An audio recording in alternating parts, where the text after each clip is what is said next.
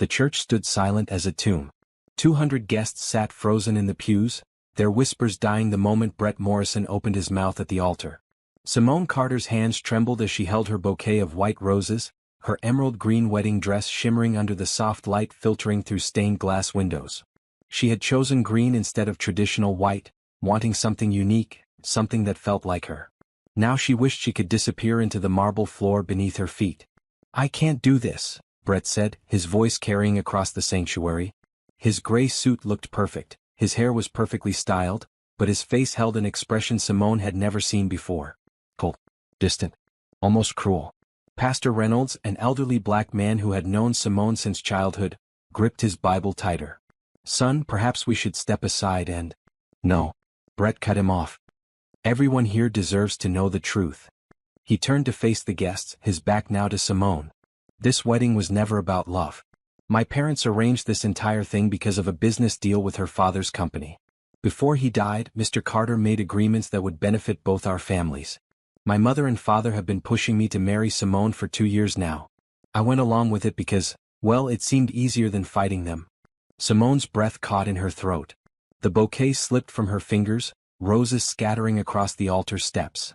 In the third row, she could see her mother Grace pressing a hand to her mouth, tears already streaming down her face. Her best friend Tasha, standing beside her as maid of honor in a beautiful red dress, reached out to touch her arm, but Simone barely felt it. "I don't love you, Simone," Brett continued, still not looking at her. "I never did. You're a nice person, I guess, but I can't spend my life with someone I feel nothing for. I've been seeing someone else for 6 months. Someone I actually care about. I'm sorry you had to find out this way, but I can't go through with this farce anymore." The church erupted. Gasps, shouts, the sound of Brett's mother Angela Morrison crying out in protest. But through it all, Simone heard nothing but the rushing of blood in her ears. She stood there in her emerald dress, a beautiful African-American woman who had spent months planning this day, who had believed in love, who had trusted the man now walking away from her without a backward glance. She wanted to run. She wanted to scream. She wanted to wake up from this nightmare. But her legs wouldn't move. Her voice wouldn't work. She could only stand there as Brett walked down the aisle, his parents scrambling after him, Angela's voice shrill as she called her son's name. Then a man stood up in the 5th row. Simone barely noticed him at first through her tears, but as he stepped into the aisle, the light caught his face. Julian Hayes. She knew of him, of course. Everyone did. The billionaire CEO of Hayes Technologies, one of the most successful tech companies in the country. He was 35, handsome in a quiet way, with dark hair and eyes that seemed to take in everything. He wore a navy blue suit that probably cost more than her dress. She had met him twice at charity events she had coordinated, brief polite conversations that had left her with the impression of a thoughtful, serious man. What was he doing here? Simone's mind struggled to process anything beyond her humiliation. Brett had invited several business associates, people he wanted to impress. Julian must have been one of them. Julian walked past the rows of shocked guests, his footsteps echoing on the stone floor. He didn't stop until he reached the altar, where he turned to face the congregation. When he spoke, his voice was calm but carried a weight that made everyone listen. "I'll marry her instead." The church fell silent again, but this was different from before. This silence held shock, confusion, and something else. Hope, perhaps. Or maybe just disbelief. Simone stared at him. "What?" Julian turned to her, and she saw something in his eyes that Brett had never shown her. Kindness.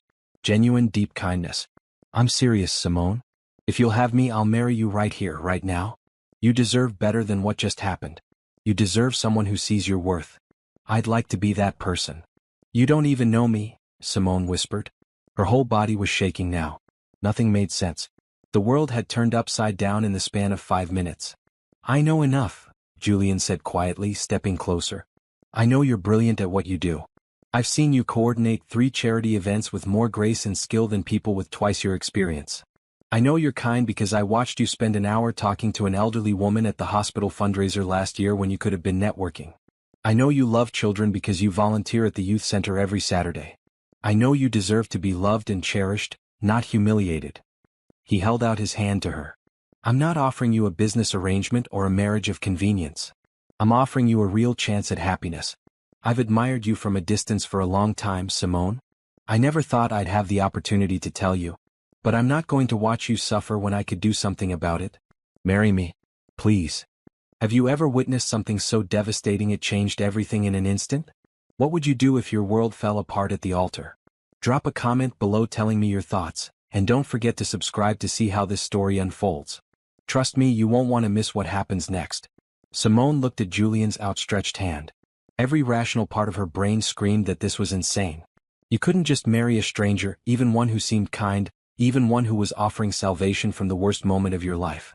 But as she stood there in her emerald dress, surrounded by the wreckage of her dreams, she realized something important. Brett had never looked at her the way Julian was looking at her right now. Brett had never offered her real kindness, only the appearance of it. Brett had played a part for 2 years while Julian, in 5 minutes, had shown her more genuine care than her former fiancé ever had. She thought about her father, gone 3 years now. He had built his company from nothing, always telling her to recognize opportunity when it appeared. He had also taught her to trust her instincts about people. Right now, every instinct she had was telling her that Julian Hayes was a good man. "Why would you do this for me?" she asked, needing to understand. "Because someone should," Julian replied simply. "Because you deserve it. Because I've wanted to know you better for 2 years, and maybe this is fate giving us both a chance at something real. I'm not promising perfection, Simone. I'm promising honesty, respect, and the opportunity to build something genuine together. No lies. No games. Just 2 people choosing to try." Simone looked at her mother in the 3rd row. Grace Carter's face was streaked with tears, but she nodded slowly. A small, encouraging nod that said, "Take the chance, baby. Take the leap." She looked at Tasha, who mouthed, "Do it." She looked back at Julian, at his kind eyes and steady presence. At the hand he still held out to her, patient, waiting. "Okay," she said softly. Then louder, "Yes. I'll marry you, Julian Hayes." The church erupted again, but this time with different energy. Confusion, yes, but also excitement. Pastor Reynolds looked between them, his weathered face showing his uncertainty. "Are you both certain about this?" he asked. "Marriage is a sacred commitment, not something to enter into lightly, even under unusual circumstances." "I'm certain," Julian said, not taking his eyes off Simone. "So am I," Simone agreed, and as she said it, she felt something settle inside her. A rightness she had never felt with Brett, even after 2 years together. Pastor Reynolds studied them both for a long moment, then slowly smiled. "Very well. If this is what you both truly want, then let us proceed. But first..." He gestured to the scattered roses at their feet. "Perhaps we should clean up a bit and start fresh." Julian bent down and gathered the white roses, handing them back to Simone. As their fingers touched, she felt a warmth spread through her that had nothing to do with embarrassment or shock. It felt like possibility. "Are we really doing this?" she whispered. "Only if you want to," Julian replied. "You can still walk away, Simone. No judgment. No hard feelings. I'll understand." But she didn't want to walk away. For the first time since she had arrived at the church that morning, she felt like she was exactly where she was supposed to be.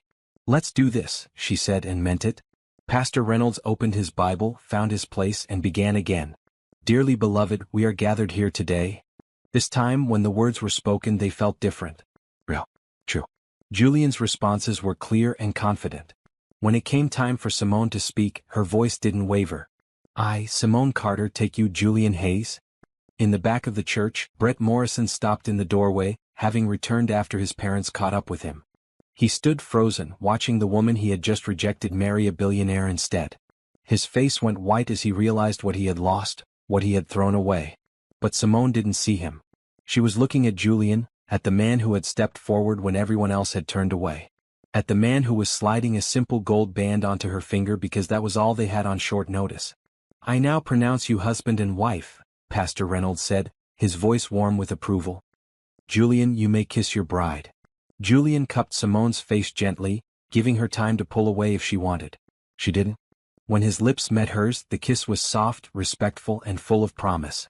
The church erupted in applause, led by Tasha, who was crying and clapping at the same time. As they walked back down the aisle together, hand in hand, Simone caught sight of Brett's pale face. For a moment she felt sorry for him. Then Julian squeezed her hand, and she looked up at her new husband, at the man who had chosen her when she needed it most. "Ready?" Julian asked as they reached the church doors. "Ready," Simone replied. And together they stepped out into the sunlight, into their new life, leaving the past behind. The reception hall stood decorated and ready, 200 place settings arranged around tables draped in cream and gold. Simone stared at it all from the entrance, her mind still spinning. An hour ago, this room was meant to celebrate her marriage to Brett. Now she stood here as Mrs. Julian Hayes, and she barely knew how it had happened. "We don't have to stay," Julian said beside her. His navy blue suit jacket was unbuttoned now, and he looked more relaxed than he had in the church. "We can go anywhere you want. This is your day, Simone. Your choice." Grace Carter appeared at her daughter's elbow, still dabbing at her eyes with a tissue. "Baby, are you sure about this?" "I support you, you know I do, but this all happened so fast." "I'm sure, Mama," Simone said and realized she meant it. "Julian saved me from the worst humiliation of my life. He could have just sat there like everyone else. He chose to help." "He chose to marry you," Grace corrected gently. "That's more than help. That's a commitment." Julian extended his hand to Grace. "Mrs. Carter, I understand your concerns. I want you to know that I'll take care of your daughter. I'll respect her, support her, and do everything in my power to make her happy. You have my word." Grace studied him for a long moment, her dark eyes seeing everything.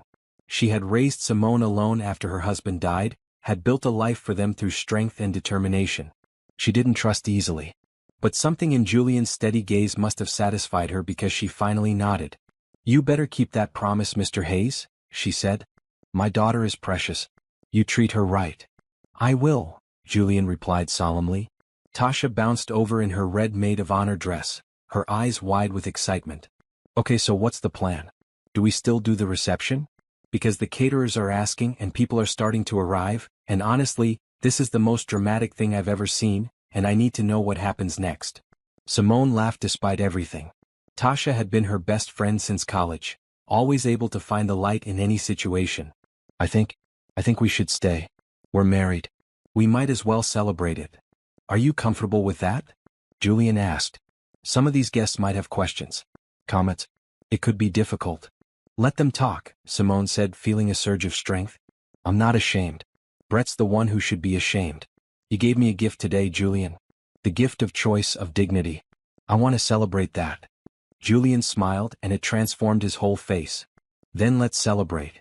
They entered the reception hall together and the room fell silent. Simone could feel 200 pairs of eyes on them, could almost hear the whispered questions. But then someone started clapping.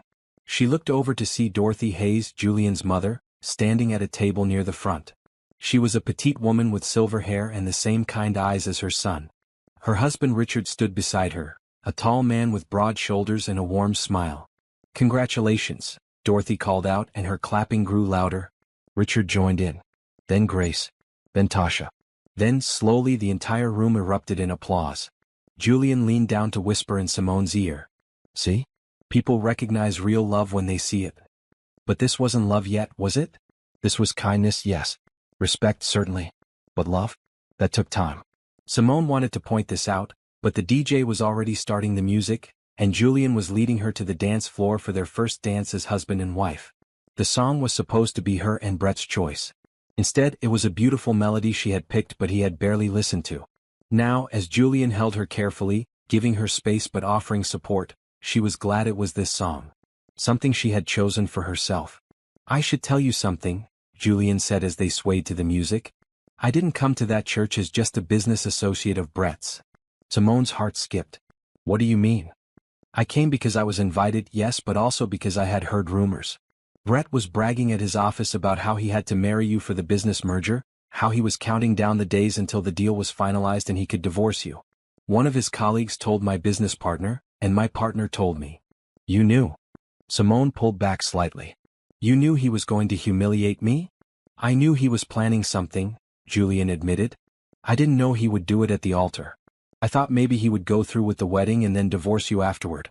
I came to the church planning to object during the ceremony, to stop it before you married someone who would hurt you. But when Brett did what he did, I realized objecting wasn't enough. You deserved better than just being saved from a bad marriage. You deserved a real one." Simone absorbed this information, trying to process it. "So you've been planning to, what? Rescue me?" "I've been wanting to know you better for 2 years," Julian said quietly. "Every time we met at those charity events, I wanted to ask you to dinner, to talk more, to see if the connection I felt was real. But you were engaged. I respected that. When I heard what Brett was planning, I couldn't stay silent anymore. Call it fate, call it opportunity, call it whatever you want. I saw a chance to do the right thing and maybe, just maybe, find something real in the process. The song ended and guests began approaching to offer congratulations. Julian's parents reached them first. Dorothy embraced Simone warmly as if they were already family. "Welcome to our family, dear," she said. "I know this all happened fast, but I've never seen my son look at anyone the way he looks at you. That tells me everything I need to know." Richard shook Simone's hand gently. "My wife's right. Julian is careful, thoughtful. He wouldn't have done this if he didn't see something special in you." More guests came forward. Some seemed genuinely happy. Others looked confused but polite. A few were clearly just there for the gossip. Simone handled them all with grace, years of event coordinating giving her the skills to navigate social situations even when her personal life was chaos. Then Brett's parents approached. Angela Morrison looked like she had been crying, her makeup smudged. Frank Morrison's face was red with anger. "This is outrageous," Frank said, his voice low but furious. "You can't just marry someone else. We had contracts, agreements." "With a man who refused to marry me," Simone replied calmly. "Your son made his choice. I made mine. Do you have any idea what this will do to our family's business arrangement?" Angela demanded. "Your father would be ashamed." That struck a nerve. Simone felt tears prick her eyes, but before she could respond, Julian stepped forward. "Mr. and Mrs. Morrison, I think it's time for you to leave," he said quietly. "You're upsetting my wife." "Your wife?" Frank spat. "This whole thing is a mockery. A circus." "No," Julian replied, his voice still calm but with steel underneath. "What's a mockery is your son leading Simone on for 2 years while planning to use her. What's shameful is you two pushing him into a marriage he didn't want just for business connections. What's truly disgraceful is you standing here blaming her for your son's cowardice. Now please, leave before I have you escorted out." The Morrisons left, Angela crying, Frank muttering under his breath. Simone watched them go, feeling a weight lift from her shoulders. She wouldn't have to see them again, wouldn't have to pretend to like them for Brett's sake. "Thank you," she said to Julian. "Always," he replied. The reception continued, growing more relaxed as wine flowed and music played. Simone found herself actually enjoying it, laughing at Tasha's stories, talking with Julian's parents, feeling more at ease than she had in months. When it came time to cut the cake, a beautiful 3-tiered creation she had designed herself, Julian was gentle and playful, making her smile when he dabbed a tiny bit of frosting on her nose. As the evening wore on, reality began to set in. She was married. To a man she barely knew. A billionaire who had upended his entire life to save her from humiliation. What happened now? Julian seemed to sense her thoughts. When the cake was served and they had a moment alone, he took her hand. "I want to be clear about something," he said. "This marriage is real to me, Simone. Not a business arrangement, not a charitable act. Real. But I also know we need time to get to know each other properly. I have a large penthouse with multiple bedrooms. You can have your own space for as long as you need it. No pressure, no expectations. We'll build this relationship at whatever pace feels right to you." "What if it doesn't work?" Simone asked quietly. "What if we're not compatible?" "Then we'll deal with that when and if it happens," Julian said. "But I think we will be. I've seen your kindness, your strength, your intelligence. I like who you are, Simone. I want to discover more. Don't you want the same?" She did. Despite the craziness, despite the speed, despite everything, she wanted to know this man who had chosen her. "Yes," she said. "I do." "Then that's enough for now," Julian replied. "We'll figure out the rest together." As the reception finally wound down, Simone hugged her mother goodbye. Grace held her tight, whispering in her ear, "Your father would be proud of you, baby. You landed on your feet. You always do." Tasha hugged her next, squeezing hard. "Call me tomorrow and tell me everything. And I mean everything." Then it was just her and Julian walking out to his car, a sleek black vehicle that probably cost more than she made in 2 years.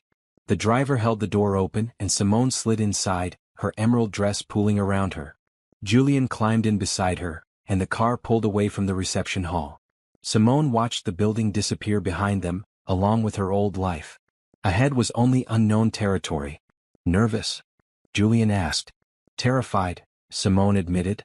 "Me too," he said, and somehow that made her feel better. They drove through the city in comfortable silence, Simone watching the lights blur past the window.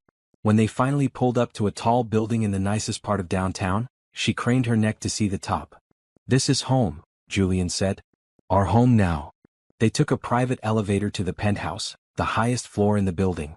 When the doors opened, Simone stepped into the most beautiful space she had ever seen.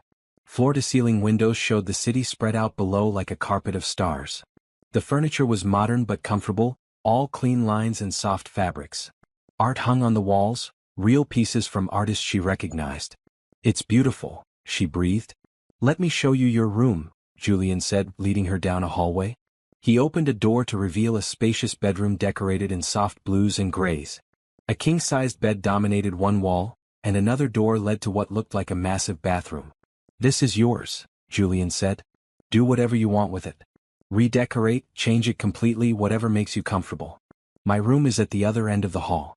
You'll have complete privacy. Simone walked into the room, running her hand over the soft duvet. It felt surreal, like she was living someone else's life. Julian, she said, turning to face him. Why are you really doing this?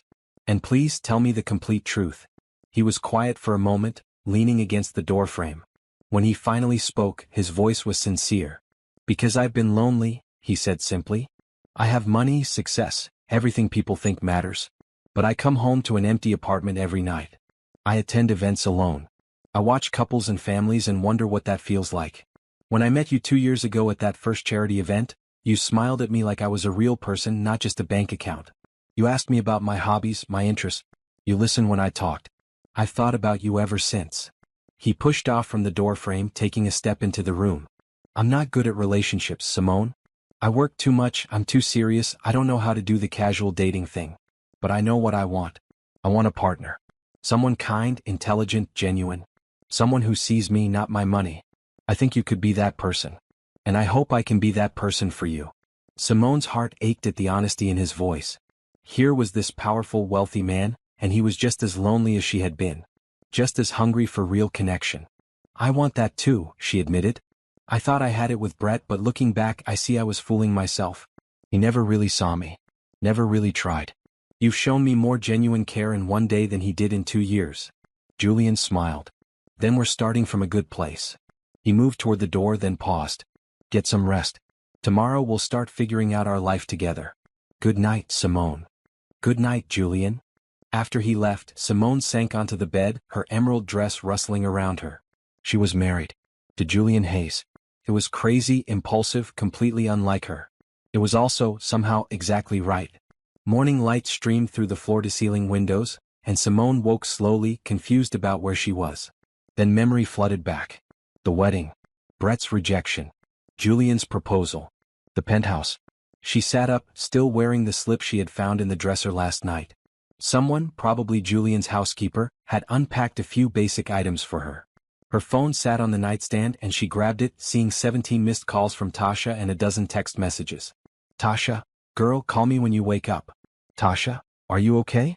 Tasha, is he treating you right? Tasha, should I come over there? Tasha, Simone Elizabeth Carter, I swear if you don't answer me soon. Simone smiled and texted back. I'm fine. Better than fine. Call you later. She showered in the massive bathroom, marveling at the rain shower head and heated floors. There were luxury toiletries in the cabinet, still in their packaging as if Julian had bought them specifically for a guest. Or a wife. After dressing in jeans and a simple blue blouse from her overnight bag, Simone ventured out into the penthouse. She could smell coffee and something delicious cooking.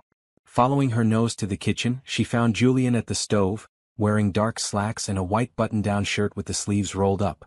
He looked different than yesterday, more relaxed, more approachable. Good morning, he said, smiling when he saw her. I hope you like omelets. I wasn't sure what you preferred, so I made a few options. The kitchen island held 3 plates, each with a different style omelet. Cheese and herbs on one, vegetables on another, and what looked like a Western omelet on the third. You made all of these? Simone asked, touched by the effort. I like to cook, Julian admitted. It relaxes me. Plus, I figured we should start learning each other's preferences. So, which one looks good? Simone chose the vegetable omelet, and they sat together at the island, eating breakfast as sunlight filled the kitchen. It felt domestic, comfortable, like they had done this 100 times before instead of this being their first morning together. I called my assistant this morning, Julian said between bites. She's arranging to have your belongings picked up from Brett's apartment. You won't have to see him or deal with him. Everything will be brought here. Simone set down her fork. Julian, you don't have to do everything for me. I can handle getting my things. I know you can, he replied gently. But you don't have to. That's the point of being married, isn't it? Supporting each other. Sharing burdens. Let me help, Simone. Please. She remembered the instructions she had been given, the reminder to accept help with gratitude instead of pride. Thank you, she said. That's very thoughtful. Julian smiled. You're welcome. Now, I took the day off work, which I never do, so we can spend time together. What would you like to do? You took the day off? Simone was shocked. Everything she had read about Julian Hayes painted him as a workaholic, someone who lived at his office. I got married yesterday, Julian pointed out. That seems like a good reason for a day off. Plus, I want to get to know my wife. So, what sounds good? We could stay and watch movies, talk. We could go out, see the city, do whatever you want. Simone thought about it. Could we just talk? I feel like we should really get to know each other before we do anything else. Perfect, Julian said. Let me show you my favorite spot. He led her to a room she hadn't noticed last night. It was a library, walls lined with books, a comfortable couch facing more of those incredible windows. They settled on the couch together, close but not touching, and began the process of truly learning each other. Julian told her about growing up as an only child to wealthy but often absent parents. His father ran a successful investment firm, his mother sat on numerous charity boards. They loved him, but they were busy. He spent a lot of time alone, reading, learning to code, building the skills that would eventually lead to his tech empire. I started my company when I was 23, he said. Everyone told me I was crazy, that I should work for an established firm first. But I saw a gap in the market for user-friendly business software, and I knew I could fill it. It took 5 years before we turned a real profit, but when we did, everything changed. Now we have offices in 12 countries, 3,000 employees, and we're valued at over $10 billion. That's incredible, Simone said. You built all that yourself. With a lot of help, Julian corrected. I have an amazing team. But yes, it started with an idea and determination. What about you? Tell me about your work. Simone explained how she had always loved bringing people together, creating experiences that mattered. After her father died, she had thrown herself into work, becoming one of the most sought-after event coordinators in the city. She specialized in charity events, finding meaning in using her skills to help others. I love what I do, she said. But sometimes I wonder if I should be doing more. My father always said I had the mind for business. He wanted me to take over his company someday. Why didn't you? Julian asked. Brett, Simone admitted. He said it would be too much stress, that I should stick with event planning. He said I wasn't cut out for the business world. Julian's expression hardened. He was wrong. I've seen you negotiate with vendors, manage difficult clients, coordinate events with hundreds of moving parts. You're absolutely cut out for business. If you want to take on more, you should. Maybe, Simone said softly. I'll think about it. They talked for hours, discovering shared interests and laughing at differences. Both loved old movies but disagreed on whether comedies or dramas were better. Both enjoyed reading, though Julian preferred nonfiction while Simone loved novels. Both wanted children someday, which made them both blush when the topic came up. Around noon, Julian's phone rang. He glanced at it and frowned. It's my assistant. I should take this. Excuse me. While he was gone, Simone wandered back to the windows, looking out at the city below. Her city. She had lived here all her life, but it looked different from up here. Bigger. Full of possibility. Julian returned, looking troubled. That was about your belongings. Brett is refusing to let anyone in the apartment to get them. He's saying they're his property now. Anger flared in Simone's chest. They're my things. Clothes, books, photos of my father. He can't keep them. He can't, Julian agreed. But he can make it difficult. Unless.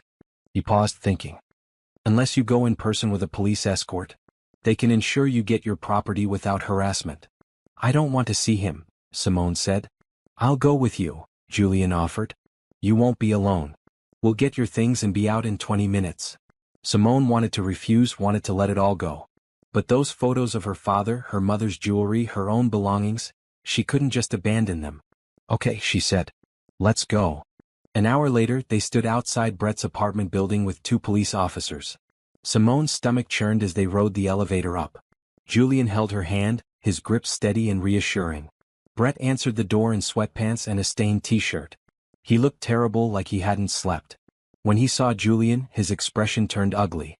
Of course you brought him, he sneered.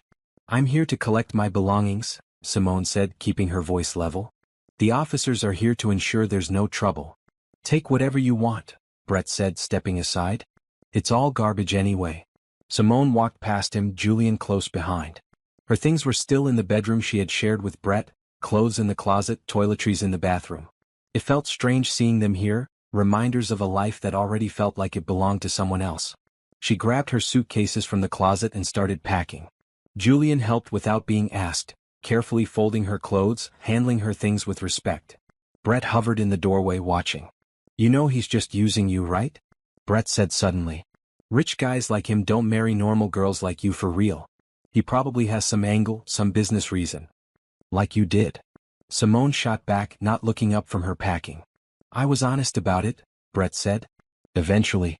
He's lying to you. Making you think this is real. Julian straightened up, and Simone saw something dangerous flash in his eyes. But when he spoke, his voice was calm. Brett, I know it's hard for you to understand genuine feelings since you seem incapable of them. But I married Simone because I want to be married to her. Because she's remarkable and I'm lucky she gave me a chance. You lost something precious because you're too self-absorbed to recognize value when you have it. That's not my problem. It's yours. Brett's face went red, but he didn't respond. He just turned and walked away. Simone finished packing quickly, grabbing the framed photos of her father from the dresser, her mother's pearls from the jewelry box, all the small things that mattered. Julian carried her suitcases, and the officers escorted them out. In the elevator, Simone felt tears start to fall. Julian set down the suitcases and pulled her into his arms, letting her cry against his chest. It's over now, he said softly. You never have to see him again. You're free, Simone. Free to start fresh. And standing there in the elevator, held by a man who had shown her more kindness in 2 days than Brett had in 2 years, Simone finally believed it. She was free. She was starting over. And maybe, just maybe, she was exactly where she needed to be. Back at the penthouse, Julian helped her unpack, hanging her clothes in the massive closet, setting her photos on the dresser. When they finished, the room finally felt like hers. Like home. Thank you, she said. For everything. For coming with me, for supporting me, for just being you. You don't have to thank me for being your husband, Julian replied. That's what I signed up for. That evening they ordered takeout and ate on the couch, watching an old movie they both loved. Simone found herself leaning against Julian's shoulder, his arm around her, and it felt natural. Right. Julian, she said during a commercial. Oh. I'm glad you were at that church yesterday. He squeezed her shoulder gently. So am I. And sitting there in their home, their first real day as husband and wife behind them, Simone felt something she hadn't felt in a long time. Hope. Real, bright, beautiful hope for the future. A week passed in a comfortable blur. Simone settled into her new life with surprising ease, finding rhythms and routines with Julian that felt natural despite how new everything was.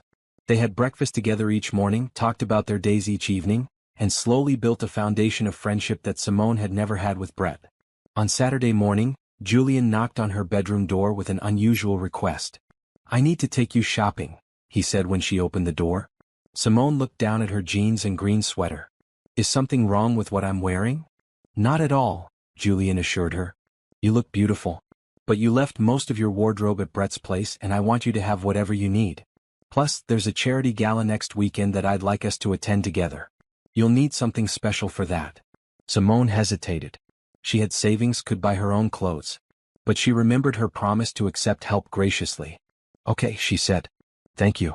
That's very thoughtful. Julian smiled, clearly pleased. Great. I'll drive. They took his car, a sleek silver vehicle that turned heads wherever they went. Julian drove them to an upscale shopping district Simone had walked past 100 times but never entered. The stores here were the kind with single items displayed in windows, where you needed an appointment just to browse. Julian, this is too much, Simone said as he parked. It's not, he replied. You're my wife. I want to take care of you. Besides, I can afford it and it makes me happy to do nice things for you. Please let me.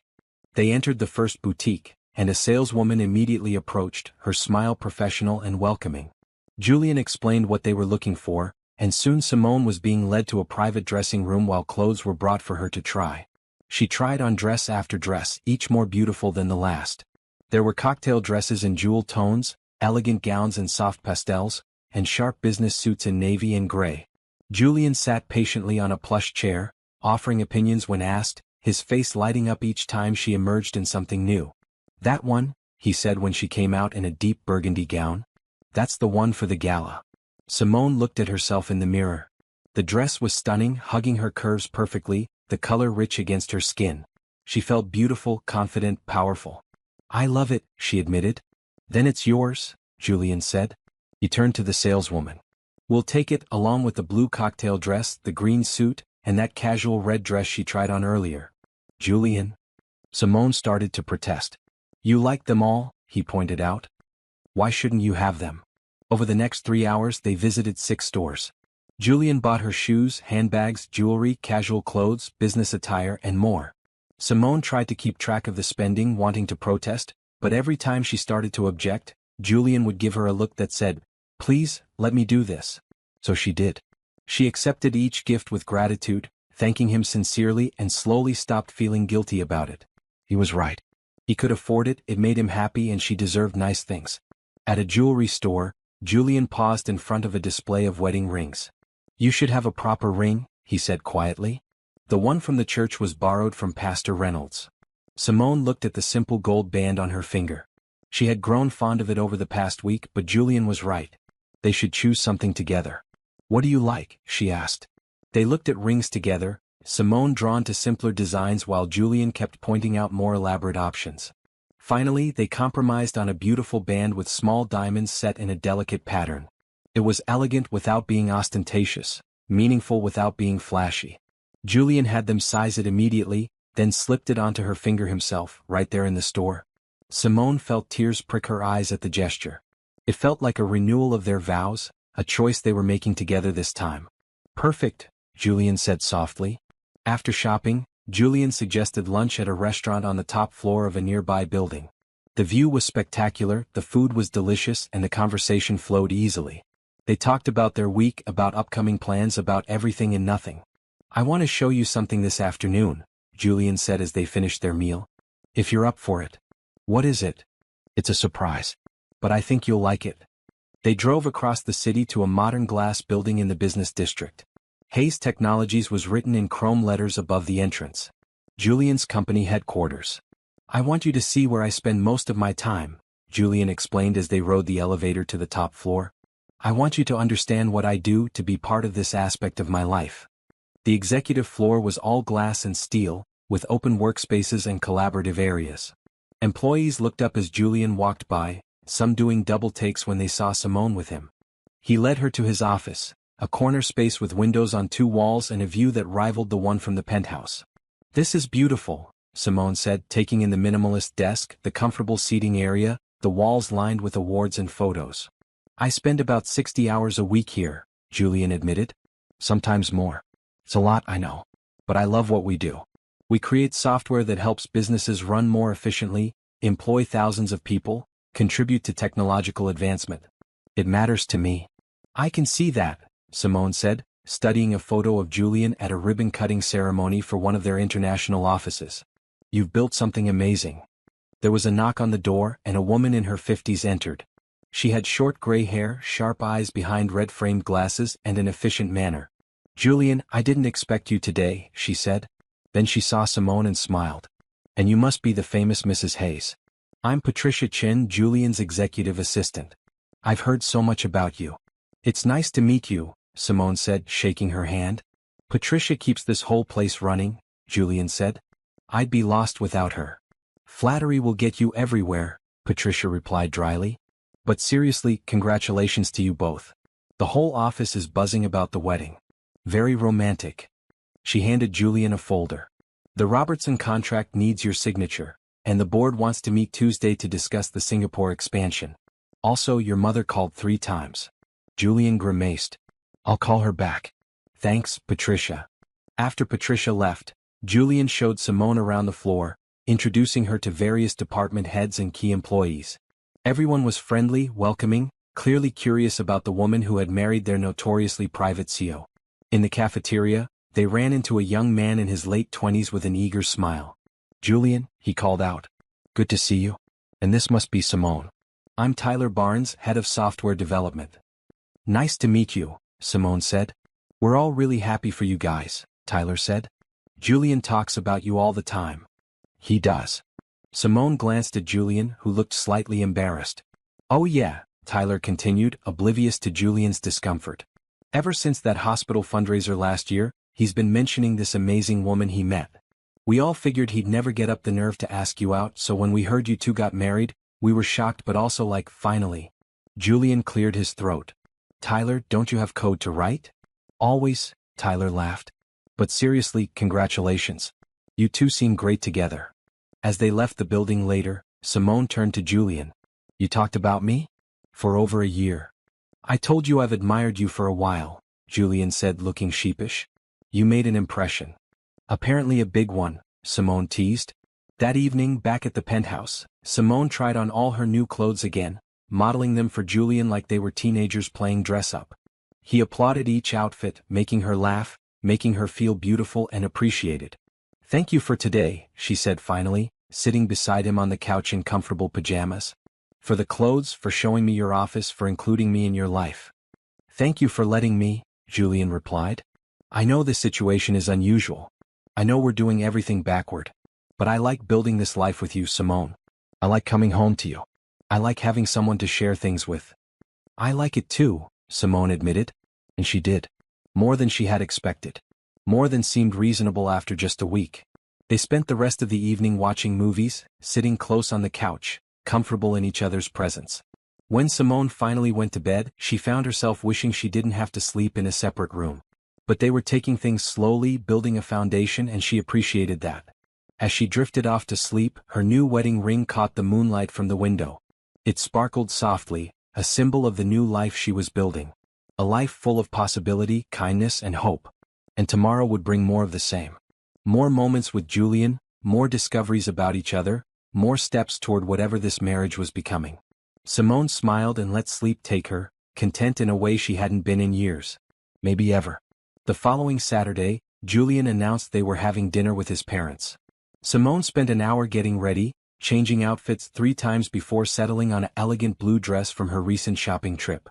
She wanted to make a good impression, even though Dorothy and Richard had been kind at the wedding. You look perfect, Julian said when she finally emerged. He wore charcoal gray slacks and a deep green shirt that brought out flecks of color in his eyes. But you didn't need to stress. My parents already love you. They barely know me, Simone pointed out. They know you make me happy.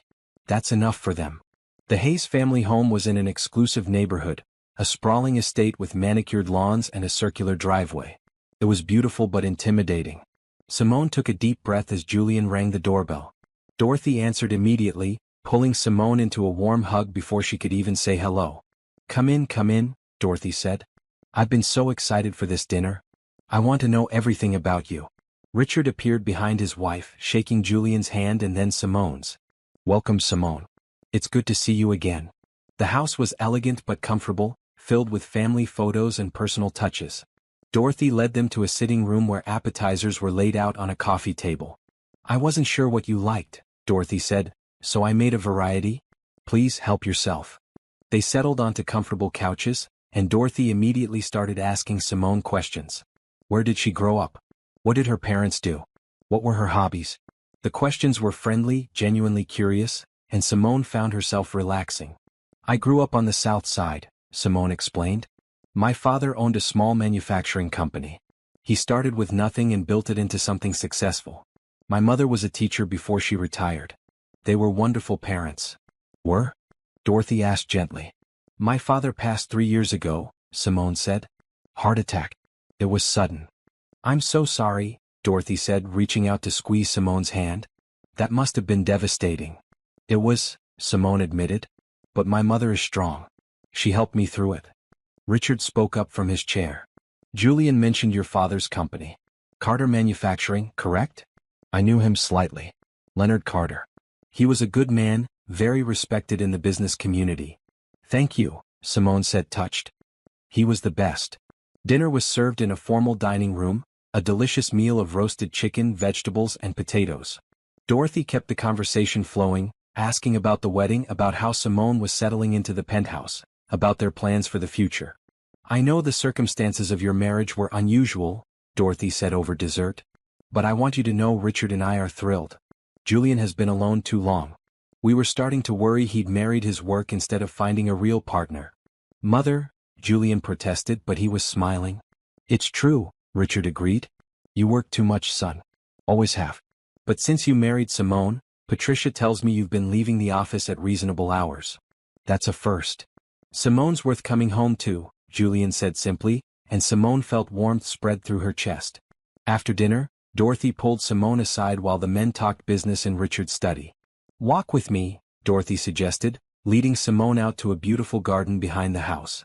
The evening was cool but pleasant, and the garden was lit with soft lights. I want to give you something, Dorothy said, pulling a small velvet box from her pocket. This was my mother's. She gave it to me when I married Richard, and I've been saving it to give to Julian's wife. She opened the box to reveal a delicate gold bracelet with tiny pearls set along its length. It's beautiful, Simone breathed. I know you and Julian married quickly, Dorothy said, fastening the bracelet around Simone's wrist. I know some people probably think it's crazy. But I've watched my son for 35 years, and I've never seen him look at anyone the way he looks at you. That's not infatuation. That's not impulse. That's real. How can you be sure? Simone asked. Because I see the way you look at him too, Dorothy replied. You're gentle with him, patient. You listen when he talks. You care about his happiness. That's what love looks like, Simone. It doesn't always start with fireworks. Sometimes it starts with kindness and grows from there. Simone touched the bracelet, feeling its weight. Thank you. For this and for accepting me so easily. You're family now, Dorothy said firmly. That means you're stuck with us. The next day, Simone's mother Grace came to visit the penthouse. Simone had been nervous about this meeting, wondering what her mother really thought about the whirlwind marriage. Grace arrived carrying a casserole dish in her purse, looking around the penthouse with wide eyes. Well, she said. This is certainly different from Brett's apartment. Mama, Simone said, hugging her. I'm so glad you're here. Julian appeared from his study, greeting Grace warmly. Mrs. Carter, it's wonderful to see you again. Can I get you something to drink? Coffee? Tea? Tea would be lovely, Grace said. And please call me Grace. They sat in the living room, Grace perched on the edge of the couch, her sharp eyes taking in everything. Simone could practically see her mother cataloging details, making judgments, forming opinions. So, Grace said after a few minutes of small talk. You married my daughter very suddenly. I did, Julian agreed, not backing down from her direct gaze. And you expect me to believe it was out of love?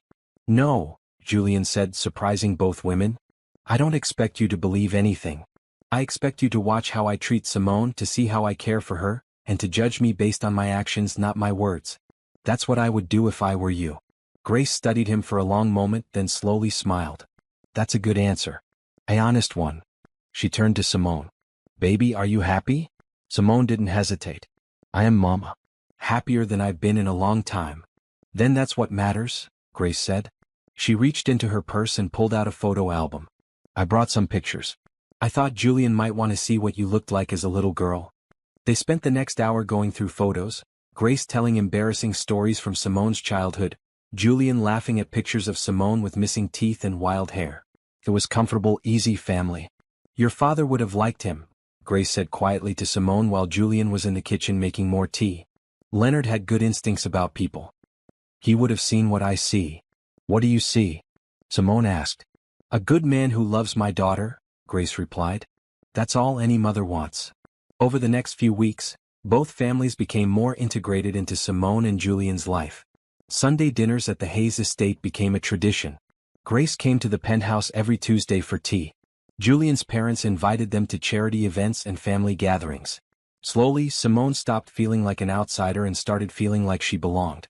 One evening, after a particularly nice dinner with Julian's parents, they were driving home when Julian reached over and took her hand. Thank you, he said. For what? For giving my family a reason to get together more often. For making my mother smile like that. For fitting into my life so perfectly. Simone squeezed his hand. Your family is wonderful. I'm lucky to be part of it. We're the lucky ones, Julian replied.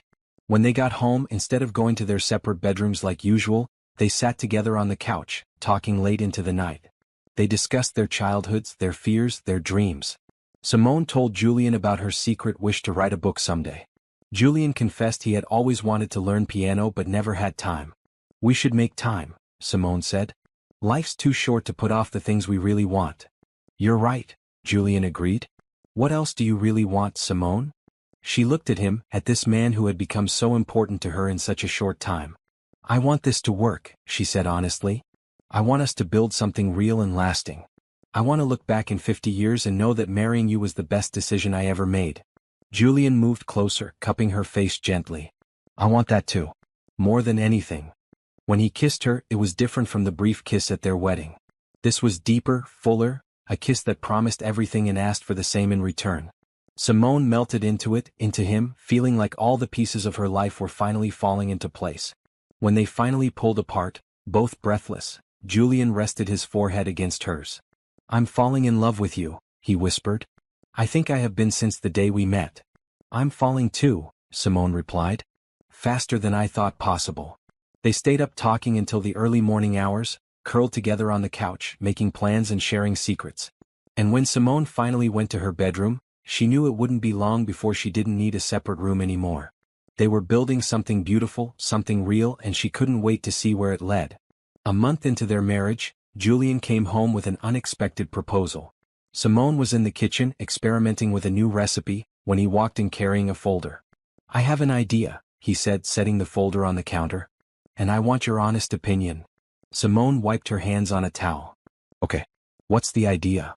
Hearth Technologies wants to expand our charitable giving. We donate money, of course, but I want to do more. Create programs, build infrastructure, make a real difference. And I want you to run it. Simone blinked. What? You're brilliant at event coordination and project management. You understand how to work with nonprofits and communities.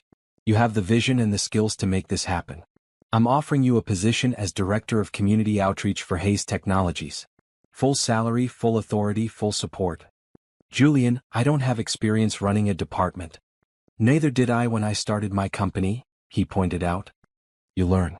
You grow. And you have something more important than experience. You have passion. I've seen you at those charity events, Simone. You care about making a difference. This is your chance to do it on a larger scale. Simone looked at the folder, her mind racing. It was a huge opportunity, maybe too huge.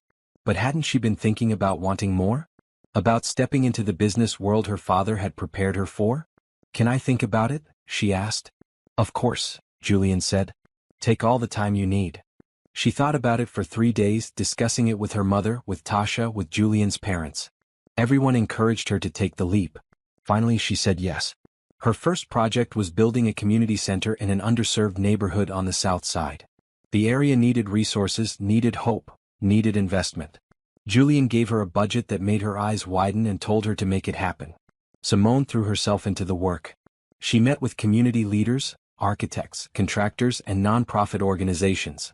She listened to what the neighborhood needed and designed a center that would provide after-school programs, job training, health services, and community gathering space.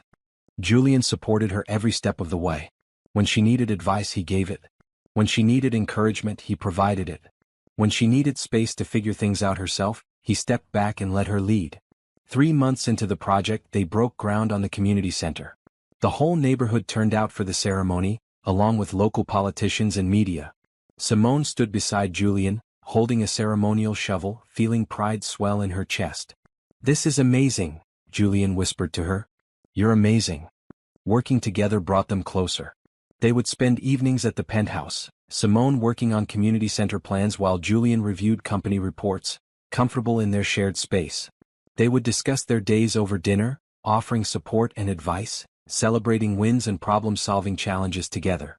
One Saturday, Julian suggested they visit the construction site together. The framework was up and you could start to see the shape of the building. Simone walked through the skeleton of what would become the gymnasium, imagining children playing basketball, learning teamwork, building confidence. My father would have loved this, she said softly. He always believed in giving back to the community.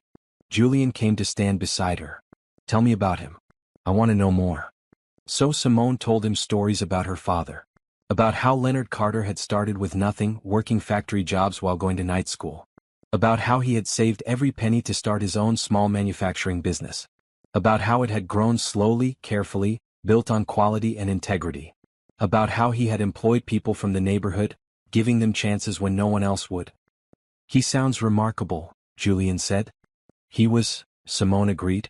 When he died, Brett convinced me to sell the company. Said it was too much for me to handle, that I should take the money and move on. I wish I hadn't listened to him. I wish I had tried to keep it going. What if you could get it back? Julian asked. Simone looked at him.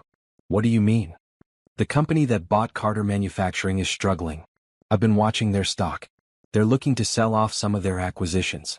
We could buy it back, return it to your family. You could run it, or we could find good management, but either way it would be yours again. Tears sprang to Simone's eyes. You would do that? If you want it, yes, Julian said. It's part of your heritage, your father's legacy. It should be in your hands. Simone threw her arms around him, overwhelmed by his thoughtfulness. Thank you. Thank you so much. You don't have to decide now, Julian said, holding her close. Just think about it. Whatever you want, we'll make it happen. That evening they had dinner at a small restaurant they had discovered together. It wasn't fancy, just good food and warm atmosphere. They had become regulars there, the staff greeting them by name, knowing their usual orders. Over pasta and wine they talked about the future. About the community center, about possibly reclaiming her father's company, about where they saw themselves in 5 years, 10 years. I want children someday, Simone said. Is that something you still want? Absolutely, Julian replied. I want a family with you. A real family. Kids running around the penthouse, family vacations, all of it. Not right away, Simone clarified. I want to finish the community center first, get settled in my role. Whenever you're ready, Julian assured her. There's no rush. We have time. After dinner, instead of going straight home, Julian drove them to a quiet park. They walked hand in hand along the paths, the evening air cool and pleasant. I love moments like this, Julian said. Just us, no pressure, no expectations. Just being together. Me too, Simone agreed. She stopped walking and turned to face him. Julian, I need to tell you something. Okay, he said, looking slightly nervous. I love you, Simone said. I'm not falling anymore. I'm there. Completely, totally in love with you.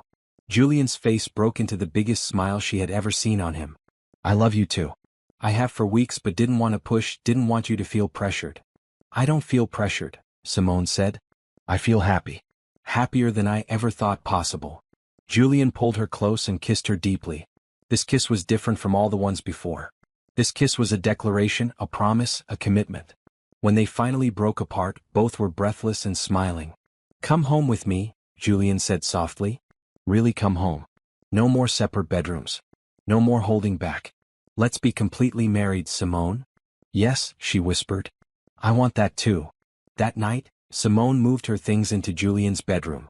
It felt right, natural, like the next step they were both ready for. They stayed up late talking, kissing, exploring this new phase of their relationship. As she fell asleep in Julian's arms for the first time, Simone thought about how far they had come in just a few months. From strangers at an altar to partners in work to lovers sharing a life. It was unconventional, fast, maybe even crazy. It was also perfect. If you're loving Simone and Julian's journey so far, make sure you subscribe so you don't miss how their story continues. Comment below and tell me, would you have said yes to Julian's proposal? I can't wait to hear your thoughts. Life settled into a beautiful rhythm. Simone divided her time between overseeing the community center construction and exploring the possibility of reclaiming her father's company. Julian supported both endeavors, offering advice when asked but mostly letting her lead. Their relationship deepened, the intimacy of sharing a bedroom bringing them even closer together. Then, 3 months after their wedding, Brett showed up at Simone's office. Patricia buzzed Simone's desk. There's a Brett Morrison here to see you. He says it's urgent. Should I send him away? Simone's stomach clenched. She hadn't seen or heard from Brett since collecting her belongings from his apartment. Give me a minute, then send him in. She called Julian's office, but he was in a meeting. She left a quick message with his assistant, then straightened her shoulders and prepared herself. Brett walked in looking haggard.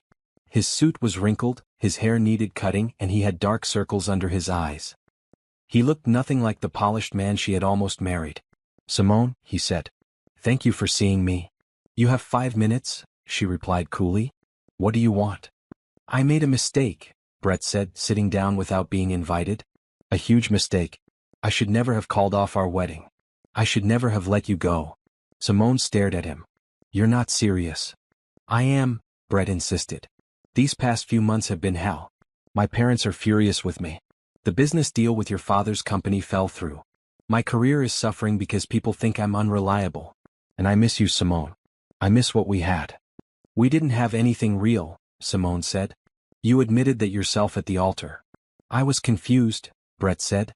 Scared. But I've had time to think and I realize I did love you. I do love you. Leave Hayes. Come back to me. We can start over, do it right this time. Simone stood up, anger flooding through her.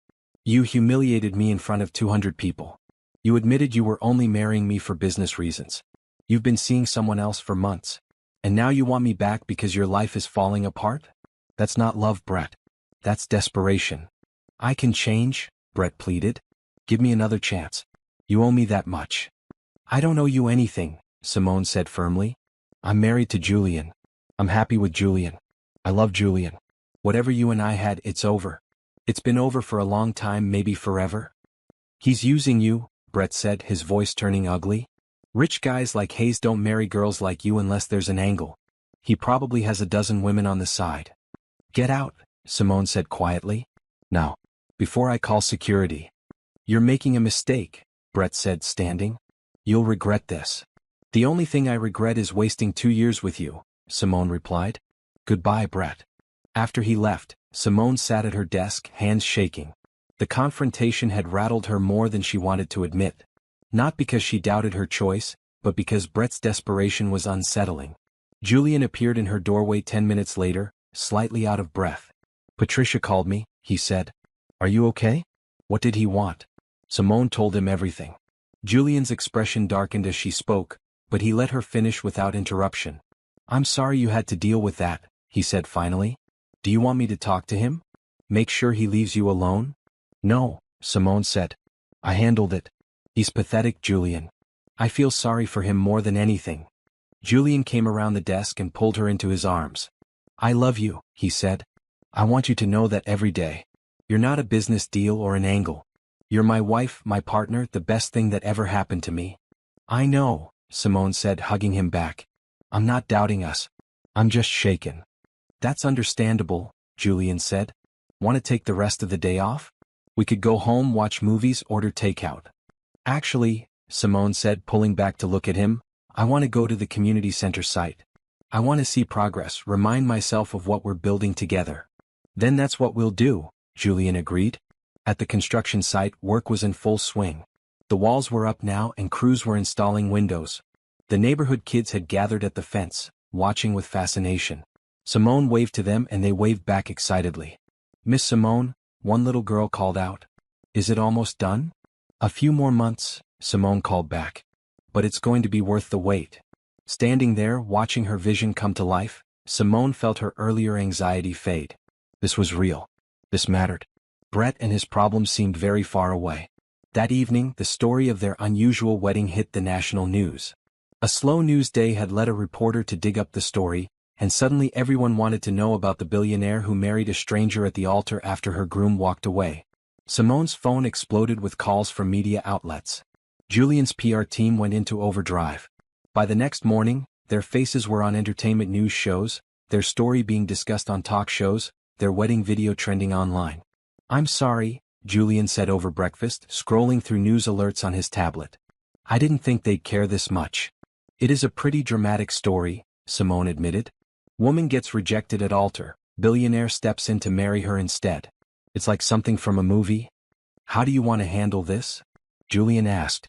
We could do an interview, set the record straight. Or we could ignore it and let it blow over. Simone thought about it. Part of her wanted to hide to avoid the scrutiny. But another part, the part that was learning to be brave, wanted to own their story. Let's do one interview, she decided. With someone reputable. Tell our story on our terms. Then we move on with our lives. Julian's PR team arranged an interview with a respected journalist known for thoughtful, fair reporting. The interview took place in the penthouse, both of them dressed nicely but not formally, wanting to appear approachable.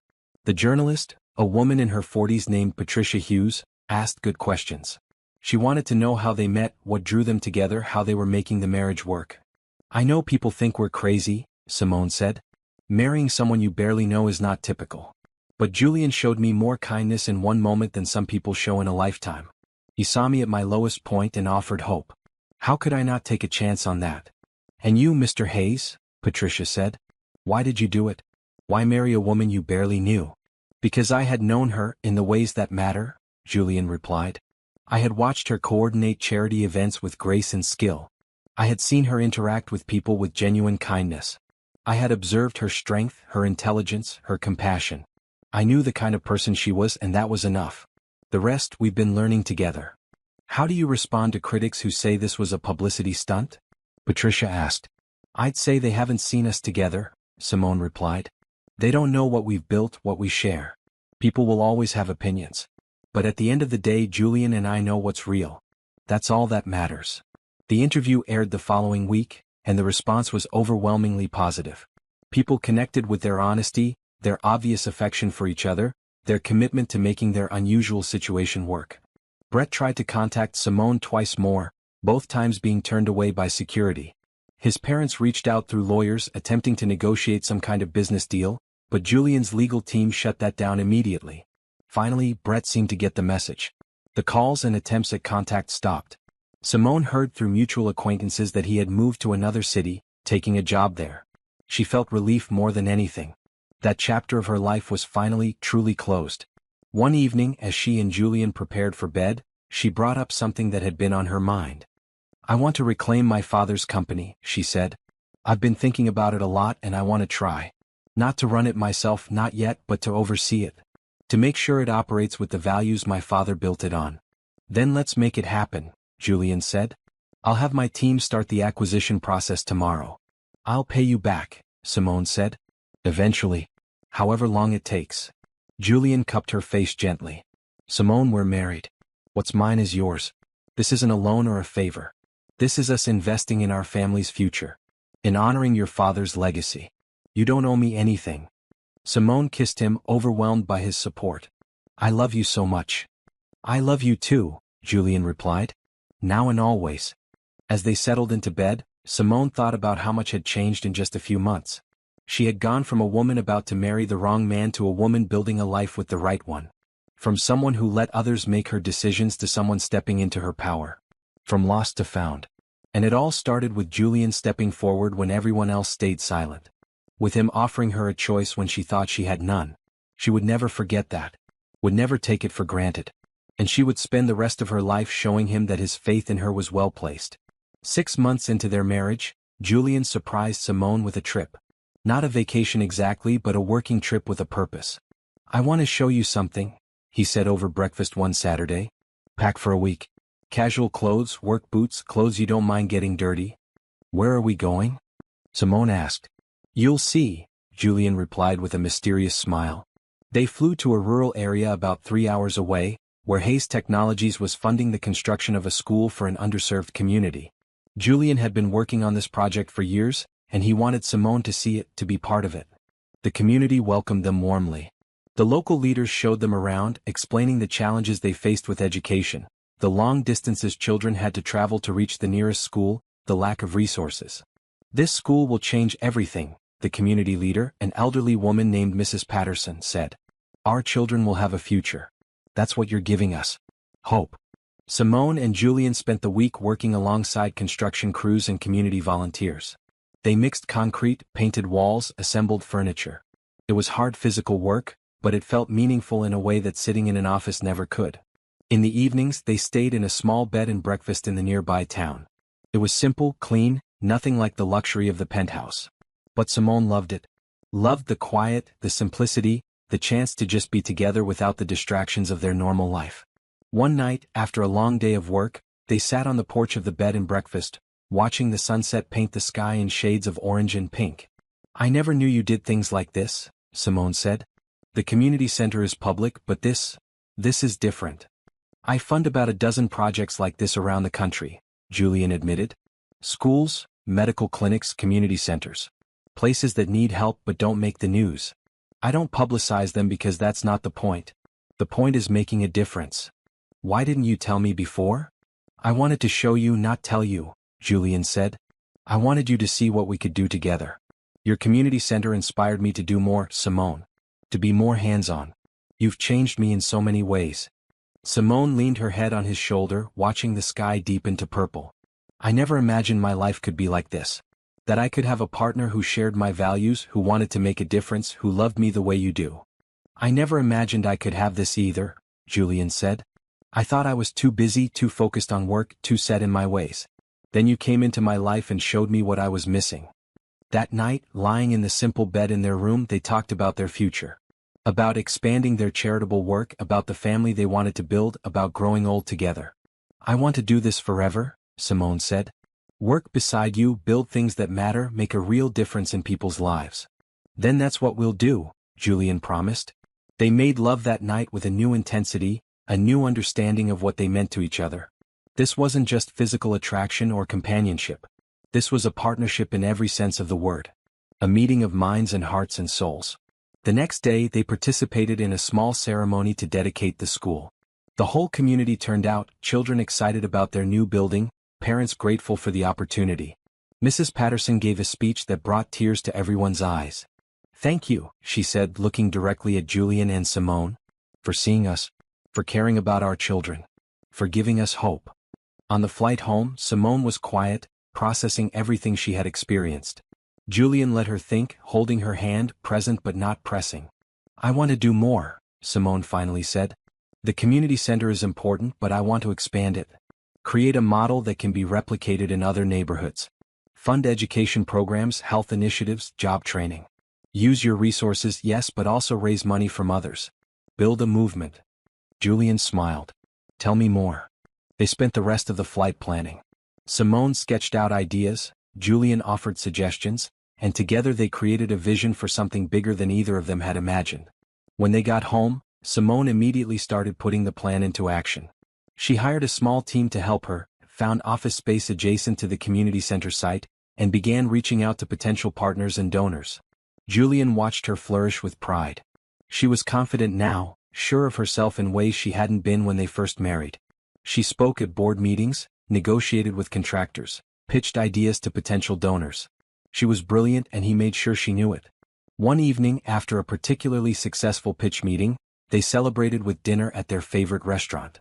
Simone was glowing, energized by the work she was doing. I never would have done this without you, she said. You believed in me when I didn't believe in myself. You always had this in you, Julian replied. I just gave you the opportunity to show it. We're a good team, Simone said. The best, Julian agreed. That weekend, Julian's parents invited them for Sunday dinner. It had become a weekly tradition, one Simone looked forward to. Dorothy and Richard had become like second parents. To her, offering advice and support, celebrating her victories and comforting her through challenges. Over dinner, Dorothy made an announcement. Richard and I have decided to start a foundation, she said. We've been inspired by you too, by the work you're doing. We want to contribute to it, support it, help it grow. That's wonderful, Simone said. We want you to run it, Dorothy continued. Both of you. We'll provide the funding, but you'll have complete control over how it's used. We trust your vision. Julian looked at Simone, letting her answer first. We'd be honored, Simone said. Thank you. This means so much. After dinner, while Julian helped his father with something in the study, Dorothy pulled Simone aside. I need to tell you something, Dorothy said. When Julian first told us he was married, I was worried. Not because of you, but because of how it happened. I thought maybe he was being impulsive, making a decision out of pity or obligation. But watching you two together these past months, I see how wrong I was. I love him very much, Simone said. I know you do, Dorothy replied. And he loves you. But more than that, you bring out the best in each other. You've helped him remember that there's more to life than work. He's helped you see your own strength. That's what a real partnership looks like. She pulled Simone into a hug. I'm so grateful you're part of our family. Driving home that night, Simone felt overwhelmed with gratitude. She had a husband who loved her, a family who accepted her, work that mattered, and a future full of possibility. What are you thinking about? Julian asked, glancing over at her. How lucky I am, Simone replied. How blessed. Julian reached over and took her hand. I'm the lucky one. That night, as they lay in bed, Julian brought up something they had discussed before. I've been thinking about children, he said. I know we wanted to wait, but I also don't want to wait too long. What do you think about starting to try soon? Simone considered it. The community center would be finished in 3 months. The foundation was just getting started, but she had a good team. Her father's company had been successfully reclaimed and was running smoothly under new management she had chosen carefully. "Let's wait until after the community center opens," she said. "I want to see that through first. But after that? Yes, I'm ready." Julian kissed her softly. "I can't wait to have a family with you." "Me neither," Simone agreed. As she drifted off to sleep in Julian's arms, Simone thought about the child they would have someday. A little boy with Julian's eyes or a little girl with her smile. A child who would grow up knowing they were loved, knowing they could make a difference, knowing that family meant everything. It was a beautiful dream. And unlike so many dreams, this one was going to come true. The community center's grand opening was scheduled for a Saturday in early November. Simone had been planning every detail for weeks, wanting the day to be perfect for the neighborhood that had waited so long for this resource. 2 days before the opening, an investigative journalist named Marcus Thompson contacted Simone's office. He wanted to do a follow-up story on her and Julian, focusing on their charitable work. Simone agreed, thinking it would be good publicity for the foundation. The interview took place in Simone's office at the community center. Marcus was in his 40s, professional but with sharp eyes that seemed to see more than most people. "Let's talk about how you and Julian met," Marcus said after some initial questions about the center. "We met at a charity event about 2 years before our wedding," Simone explained. "Just briefly. We talked a few times at various functions. And then he happened to be at your wedding to Brett Morrison," Marcus said. "Yes. Julian attended as a business associate of Brett's." "That's the story you've told before," Marcus said. "But what if I told you there's more to it?" Simone's stomach tightened. "What do you mean?" Marcus pulled out a folder. "I've been investigating your story for a feature piece. In the process, I discovered something interesting. Julian knew about Brett's plan to humiliate you weeks before the wedding. He was told by a business rival who thought Julian would use the information against the Morrison family's company." Simone felt like she couldn't breathe. "What?" "According to my sources, Julian attended your wedding specifically because he knew what Brett was planning.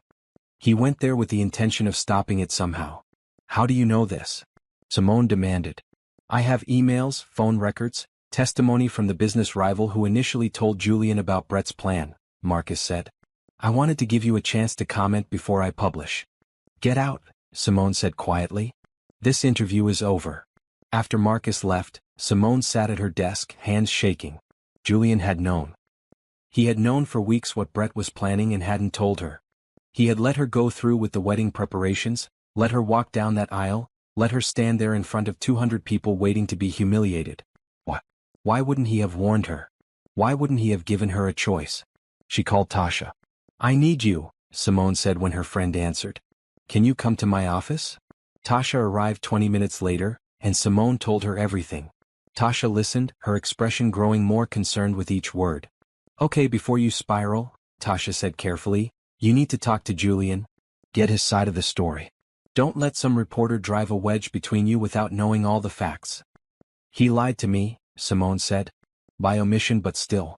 He knew." "Maybe he had reasons," Tasha suggested. "Good reasons. You won't know until you ask." Simone knew Tasha was right, but she was hurt. Angry. Felt betrayed in a way she hadn't since Brett's rejection. That evening, Julian came home to find Simone sitting in the living room, Marcus's folder on the coffee table in front of her. "We need to talk," she said. Julian saw the folder and his expression changed.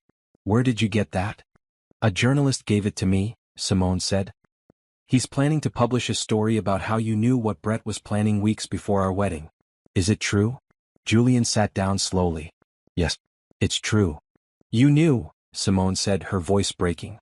"You knew he was going to humiliate me and you didn't tell me. You let me plan that wedding, buy that dress, invite all those people. You let me walk into that church thinking everything was fine." "I can explain," Julian started. "Then explain," Simone demanded. "Because right now I feel like our whole marriage is based on a lie." Julian took a deep breath. 3 weeks before your wedding, a business rival of the Morrison family contacted me. He told me that Brett had been bragging at work about how he was being forced to marry you for business reasons, how he couldn't wait for the deal to close so he could divorce you. The rival thought I would use this information to hurt the Morrison family's business interests. "Why didn't you tell me right away?" Simone asked. "Because I didn't know how," Julian admitted. "We barely knew each other. You were engaged to be married in 3 weeks. How do I approach you and say, your fiancé doesn't love you and is planning to use you? Would you have believed me? Or would you have thought I was the one with an agenda? Simone wanted to argue, but she knew he had a point. If Julian Hayes had approached her with this story before the wedding, she probably would have thought he was lying for business reasons. So you decided to go to the church instead, she said. I went planning to object during the ceremony, Julian explained. To stop the wedding before you made a mistake. I practiced what I would say 100 times. I was going to stand up when the pastor asked if anyone objected and tell everyone the truth about Brett's plans. But you didn't, Simone said. Because Brett did it himself, Julian replied. He rejected you right there at the altar exactly the way my source said he would. And in that moment, I realized that stopping the wedding wasn't enough. You deserved better than just being saved from a bad marriage. You deserved a real one. Julian moved closer but didn't touch her. I should have told you the truth sooner. I know that. But I was afraid. Afraid you would think I had manipulated everything, that I had some ulterior motive. I wanted you to get to know me first, to see that my feelings for you were real before I confessed that I'd known about Brett's plan. When were you planning to tell me? Simone asked. I don't know, Julian admitted. I kept finding reasons to wait. We were so happy and I didn't want to ruin it. I told myself it didn't matter because we had built something real regardless of how it started. But I was wrong. You deserved the truth from the beginning. Simone stood up and walked to the windows looking out at the city lights. Her mind was racing, trying to process everything. I need time, she said finally, to think, to figure out how I feel about this. I understand, Julian said quietly. I'll give you all the time you need. Simone went to the bedroom they shared, the one that had become theirs over the past months. She lay down on the bed, staring at the ceiling, trying to sort through her emotions. Was she angry? Yes. Julian should have told her the truth sooner. Did she feel betrayed? In a way. He had kept a significant secret from her. But did she doubt his feelings for her? That was the real question. And thinking about the past 8 months, about everything Julian had done, everything he had been to her, she couldn't believe his love was fake. He had supported her dreams, encouraged her growth, celebrated her victories, comforted her through challenges. He had introduced her to his family, included her in his life, shared his hopes and fears. He had loved her in 1,000 small ways every single day. Could all of that be a lie? Could someone fake that level of care and devotion for 8 months? Simone didn't think so. Around midnight, Julian knocked softly on the door. Can I come in? Yes, Simone said. Julian entered, looking exhausted and worried. I know you're hurt. I know I broke your trust. But I need you to know something, Simone. Everything between us is real. My feelings, my commitment, my love. All of it is completely real. I may have known about Brett's plan before the wedding, but I had no idea I would fall in love with you this deeply. I had no idea we would build this beautiful life together. That part, the important part, wasn't planned. It just happened because you're you and I'm me and we fit together perfectly. Simone sat up. I need you to promise me something. No more secrets. No more waiting for the right time to tell me difficult truths. If there's something I need to know, you tell me. Right away. No matter how hard it is. I promise, Julian said immediately. Complete honesty from now on. About everything. I'm still hurt, Simone said. And it's going to take me some time to fully process this. But I also know that what we have is real. I can feel it, Julian. It's not something you can fake. So you forgive me? Julian asked hopefully. I'm working on it, Simone said honestly. Ask me again tomorrow. Julian nodded, accepting that. Do you want me to sleep somewhere else tonight? Simone considered it, then shook her head. No, stay. I need to know you're here. They lay down together, not quite touching, both staring at the ceiling in the dark. I really am sorry, Julian said softly. For not telling you sooner. For making you doubt us even for a moment. I know, Simone replied. And I'm sorry I didn't trust enough in what we've built to immediately know it was real. They fell asleep like that, close but not quite together, working through the first real challenge of their marriage. Tomorrow would bring more questions, more conversations, more healing. But they would face it together. Because despite the secrets, despite the pain, despite everything, they loved each other. And love, real love, was worth fighting for. Simone woke to find Julian already up, sitting on the edge of the bed, watching her sleep. How long have you been awake? She asked. A while, he admitted. I couldn't sleep. I kept thinking about everything, about how I could have handled it better, about whether you would ever fully trust me again. Simone sat up, pulling the covers around her. Julian, I need to tell you something. Last night, after we talked, I lay here thinking about our entire relationship. Every moment, every conversation, every gesture.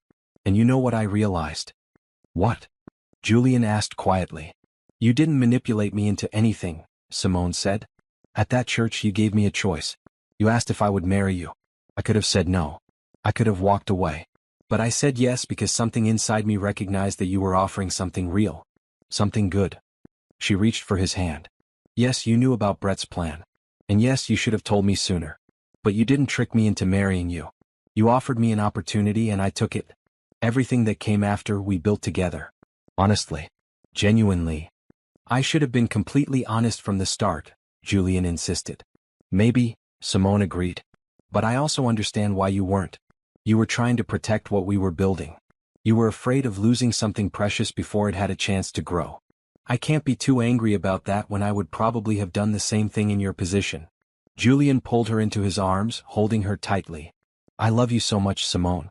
The thought of losing you because of my mistake. You're not losing me, Simone said firmly. We're going to get through this. Together. Like we get through everything. They spent the morning really talking about everything. Julian explained in detail how he had learned about Brett's plan, what he had thought about doing, why he had chosen to attend the wedding. Simone shared her feelings about the whole situation, working through her hurt and anger with honesty. By afternoon they had reached a new understanding. The secret was out, the truth was known, and they were stronger for having faced it together. What about the journalist? Julian asked. He's going to publish his story. Let him, Simone said. We'll tell our truth. We'll be honest about everything, including your initial knowledge of Brett's plan. People can judge us if they want, but we know what's real. That evening, Marcus Thompson published his article online. It was titled, The Billionaire's Secret, What Julian Hayes Knew Before He Said, I Do. The article laid out all the facts.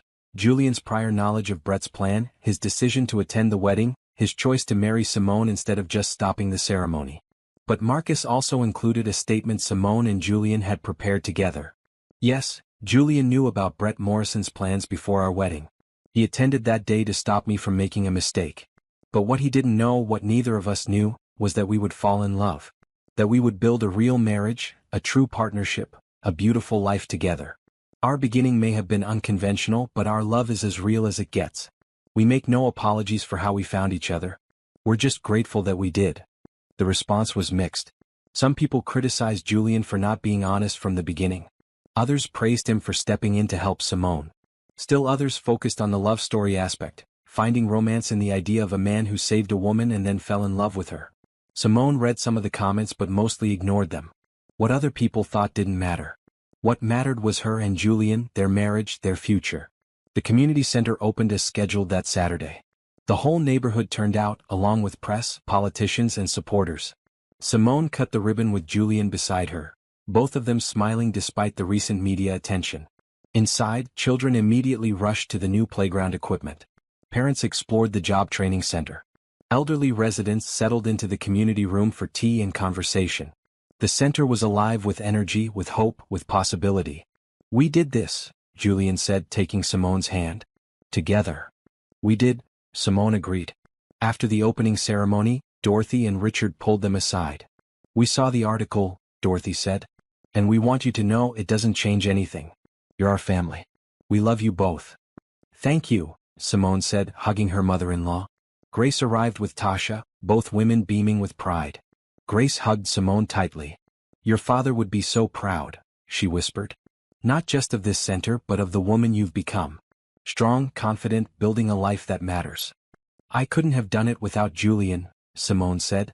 That's what marriage is supposed to be, Grace replied. Two people making each other better, building something bigger than either of them could alone.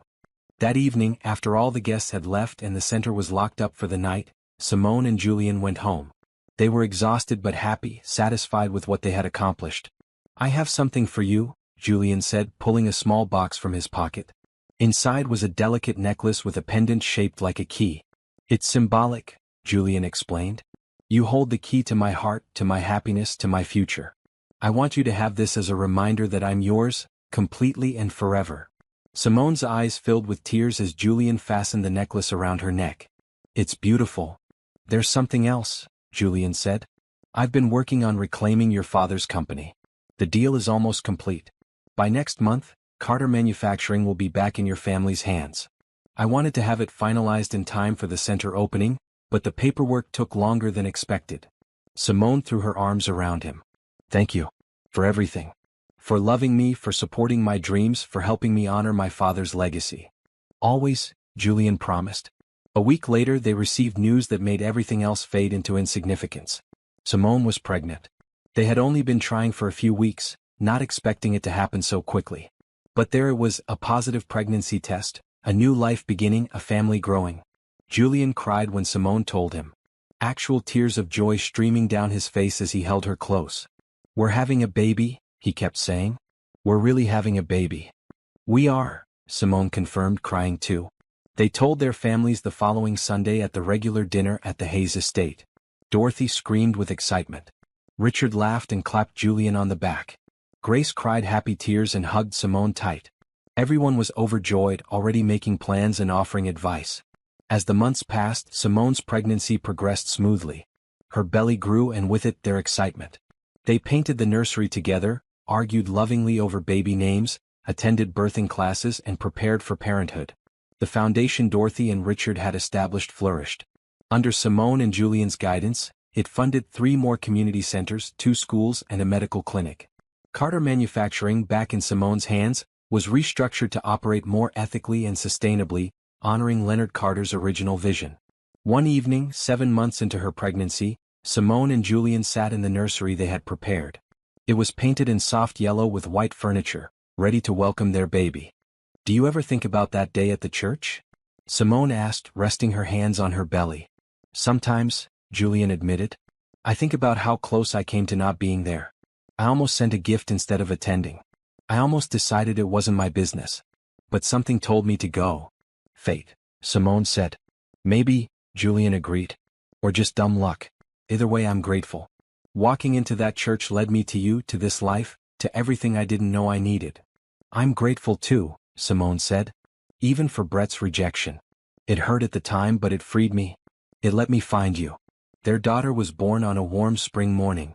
Sophia Grace Hayes came into the world healthy and beautiful, with Julian's eyes and Simone's smile. They both cried holding her for the first time, overwhelmed by love for this tiny person they had created together. Grace and Dorothy arrived within hours, both eager to meet their granddaughter. Richard and Julian's father stood together, looking at the baby through the nursery window, talking about the future and legacy. Tasha brought flowers and chocolate, declared herself the best aunt ever, and promised to spoil Sophia rotten. In the quiet moments, when it was just the 3 of them, Simone and Julian marveled at how far they had come. From strangers at an altar to parents of a beautiful baby girl. From an unconventional beginning to a love story that would last a lifetime. I would do it all again, Julian said one night, holding Sophia while Simone rested. Every moment, every challenge, every choice. Because it all led here. Me too, Simone agreed. I would say yes 1,000 times over. Years later, at Sophia's 5th birthday party, surrounded by family and friends in the backyard of the home they had bought together, Simone and Julian watched their daughter play. She was joined by her 2-year-old brother Thomas, both children laughing and running with pure joy. Tell me the story again, Sophia demanded that evening, climbing into bed for her bedtime ritual. About how Daddy married you at the church.